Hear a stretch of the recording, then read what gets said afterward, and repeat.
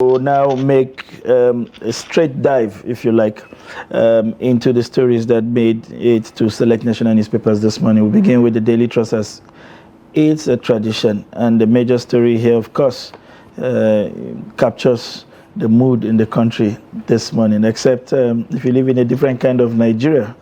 And by that I mean people who operate out of Aso Rock, or who are enjoying, whose life are completely under some kind of government subsidy because of the positions that they hold. A major story: NLC demands petrol price hike reversal. FG denies involvement as NNPCL adjusts cost above 1,000 naira per litre. It is unbearable, citizens. If you ask me, I would have used the word very. New pricing unfavorable to us. This is the Independent Petroleum Marketers Association of Nigeria. You get all the details from page 4. You have pictures there of people queuing up despite what appears to be a very difficult pricing to keep pace with. The liter there is displaying 1,050 naira.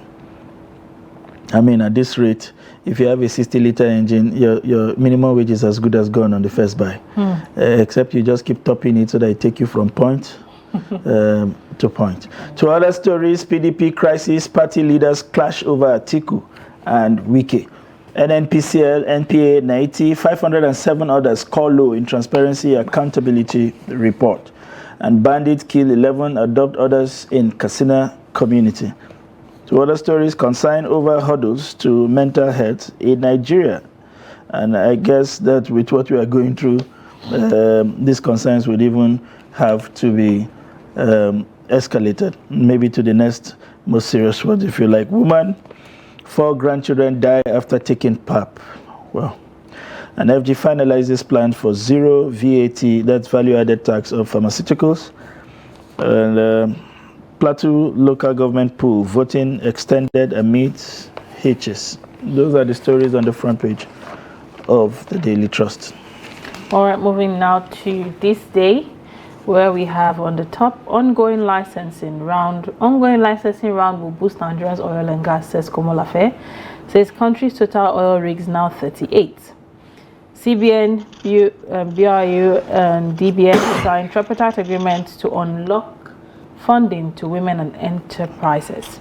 Now, boldly on the headline: why a federal government must be supported after decades of failed attempt. Okay. Still on subsidy, still on fuel prices. Finally, subsidy is gone. NNPC sells petrol for 1,030 naira per litre in Abuja and 998 naira in Lagos.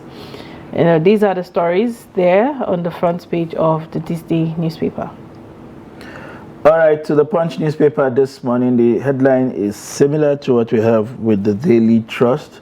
But to other stories that made it to the front page: Senate fought government's fresh move on local government allocation. Tinubu government borrowed $6.4 billion from World Bank report. And North Central PDP caucus presents Damagun's replacement October 4. To other stories: Edo PDP APC clash stores material inspection, and 20-year-old Ogunfon seeker drowns in hotel pool. I mean, why would you dive into any kind of body of water? I think that's the word. If you don't know how to swim, I would rather jump down from a plane than enter a two pound swimming pool. I feel completely out of place inside the water. But that's me. You're not alone on that. So. All right. We now have joining us in the studio, gentlemen, rather viewers, permit me, from switching, the editor-in-chief of Deadline newspaper, Mr. Nasrullah. It's a pleasure to have you join us this morning. Good morning. It's good to be here. Malam Nasru is fresh from the Coven after, I understand, he traveled somewhere to get to relax, if you ask me, and with some sort of retreat, to reflect, and we will benefit from all of that reflection this morning in his analysis. The story across all the platform, of course, has to be with this fuel price, and that whole government comment around not being responsible, and we hear what others are saying. The moment you heard that announcement yesterday, what exactly came to your mind? Well, honestly, it's something that we have been expecting. You remember when the president decided to announce on the very day of his swearing in that subsidy is gone. It's gone. Nigerians actually started looking up to Dangote refinery, thinking that by the time they begin operations, things will begin to change. But then, if you still remember, I think the general, is it the GCEO of NNPC, that's Mele Kyari, came out to tell Nigerians that honestly, local production is not likely going to change the price of petrol. So right now you can see Nigerians, some of them are blaming Dangote for the rise in the price of petroleum. But we have to ask the question, at what rate is the Nigerian government actually giving him crude oil? And then you also have to find out at what point, can we say NNPC is now an independent, company, completely weaned from the influence of government? Because what we know is the fact that, you see the government still appointing officials of the NNPC. I know it has been broken down to so many parts. You have the downstream, midstream, you have the offshore, you have the retail arm of it, and what have you. But honestly, that's not what Nigerians are now after. The fact is, we will now begin to see rise in the prices of other commodities, because this is petrol. It has a way of permeating all the sectors of the economy. So things you've been doing, at a very affordable rate, it's now likely going to be out of your what you can afford. So honestly, the government should stop telling Nigerians the fact that they are no longer responsible for this. Because if you are not responsible, for instance, why did the president, come out to even form a committee, with regards to the Dangote refinery and other local producers?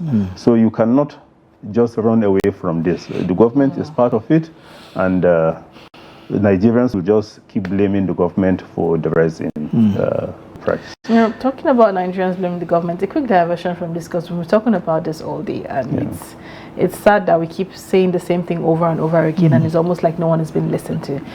Still on the Daily Trust newspaper, they spoke about Mental Health Day. Today's World Mental Health Day.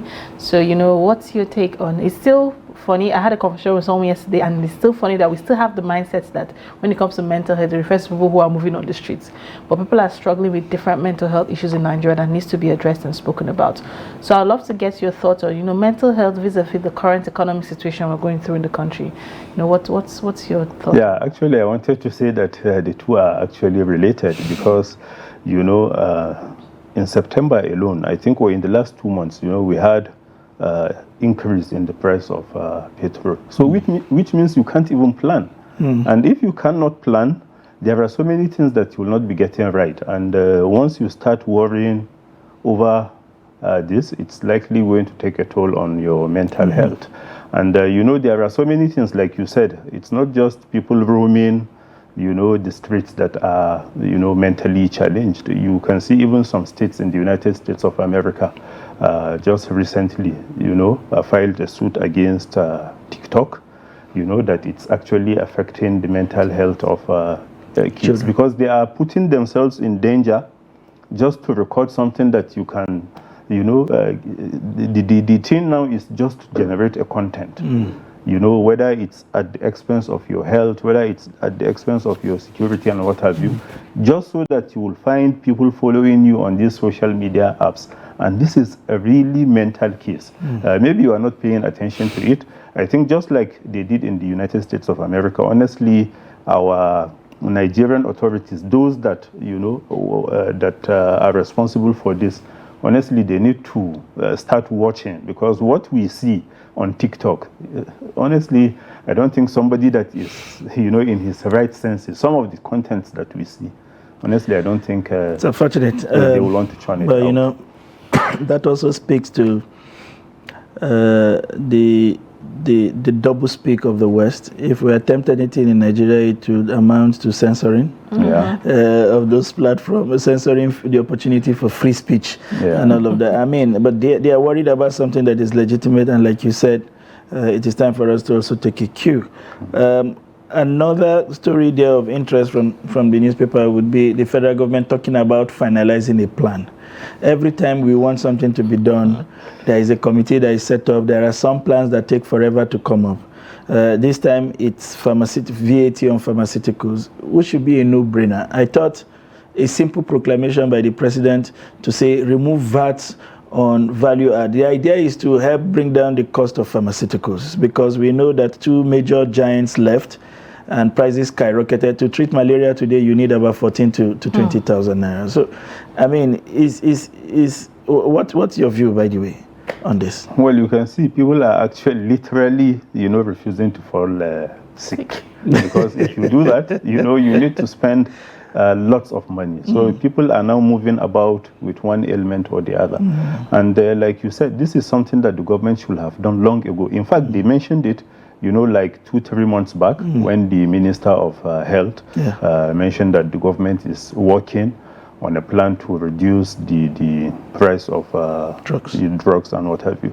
But something that you spoke about like 2-3 months back, you are just now talking about, even plan, not like its implementation.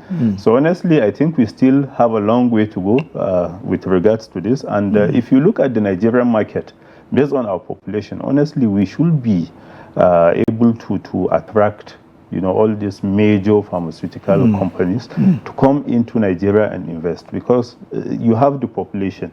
I know the ability to pay for services is also another thing, but at least the government should make sure, even if it means telling these pharmaceuticals that we will have to charge you more if you are like importing, rather than you producing here locally. So honestly, we should find a way of doing that, because right now, if you go to government hospitals and other dispensaries and what have you, you can hardly get any treatment, you can hardly get any drugs. So people are the ones paying for all these services. So the government should, I think, graduate from the level of planning to make sure that implementation. All right, now quickly, NNPCL, NPA, NATI, 507 others score low on transparency, accountability.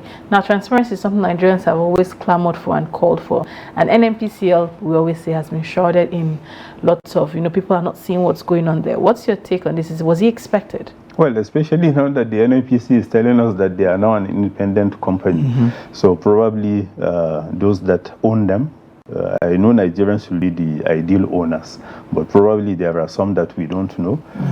So if that is the case, honestly, I don't see how we should start expecting these companies to be transparent, because once you are able to generate some money, I remember so many agencies even saying that they generate their money in naira, in dollars, but then they are paying the money, remitting into the government's account in naira. Why should you do that? So long you continue to have, these openings where people can manipulate and get to do one or two things, this issue of transparency will never come to real fruition, because things will remain in the dark, so that they can get away with so many things. So it's left for journalists, just like we did in the case of this report, to be, holding the government to account, be forcing them to be transparent, because this is what Nigerians actually expect. Let's move over to Zamfara State, where the papers are reporting that bandits have killed 11 and adopted others. In Katsina. This Katsina situation, it's beginning to look helpless, to the extent that I think I stumbled on a tape where the governor was urging the people to defend themselves. And I'm wondering if people cannot afford a square meal, then the business of defending themselves would even be a tall order. I think, if I'm not mistaken, I don't think a pistol sells for less than 500,000 naira. So I mean, are you going to take sticks against this bandit? Is this an irredeemable situation? Well, I want to say that, the security agencies in the country, honestly, they are doing, I don't know, doing well. But honestly, just like Nigerians will say, their best is not enough, because we keep hearing about people being killed, being kidnapped, and all that. Like in the case of Katsina, so many people are actually saying the reason why this thing keeps happening is because, the rural economy, we may not be paying attention to it, but it means the people have the money to be paying all these bandits. That's why, this thing keeps happening. Even though I know sometimes they have to come to their relations, those that are in the urban cities and what have you, to be able to generate this money. But it's not for the government to tell us that. That's why we have the security out. That's why the security agents have the monopoly of, that's the instruments of violence, because they are holding it on behalf of the people. So if you cannot protect us, honestly, I don't see why you should also be blaming us for the things that are actually happening. Because if I should, make my own money and buy my own gun, then of course I will start making use of it to know how I will be able to also make some money. If it means standing on the road, robbing people, I will do it because I have the weapon. So the government should not be encouraging, people to protect themselves, since we have the security agencies with that responsibility. All right, one quick one before we sign off, which will be the never-ending PDP crisis. Why are people still interested in the soul of this party? Despite being in opposition, and I wonder whether they are even in opposition. I think we have more individuals in opposition than the parties playing that role in Nigeria. What do you want to do with what appears to be a dying horse, really?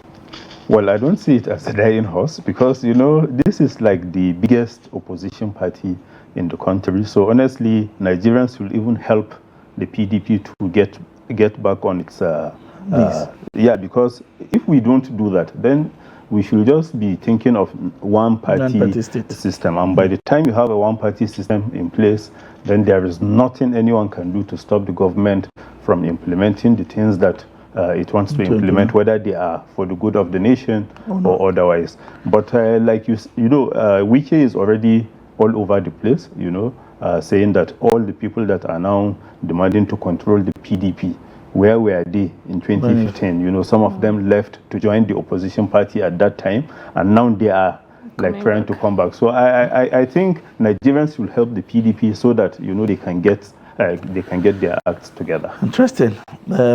Nigerians are also looking for help, so I wonder where they will draw that energy. But it makes sense that that we build a culture of supporting a viral opposition, a formidable opposition that can put the party in power in check. If not, every day we wake up, it will be one increase or the other as far as fuel prices or even food prices are concerned.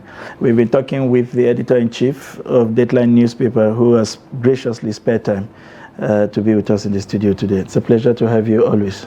Good to be here. I came closer to having your color this morning. I think you just escaped by the whisker as well. Yeah. Let's see if I would discern the direction of the spirit better next week. Okay. But until then, it's been Sunday Michael Ogu, and thank you for giving us free access to your mind and your living room this morning. Thank you so much for sticking with us. I am Lilian Ogazi. Do have a great day ahead. At the top of the hour, we're having sports, and then we'll also have business and news. So stick around, there's a lot more to come.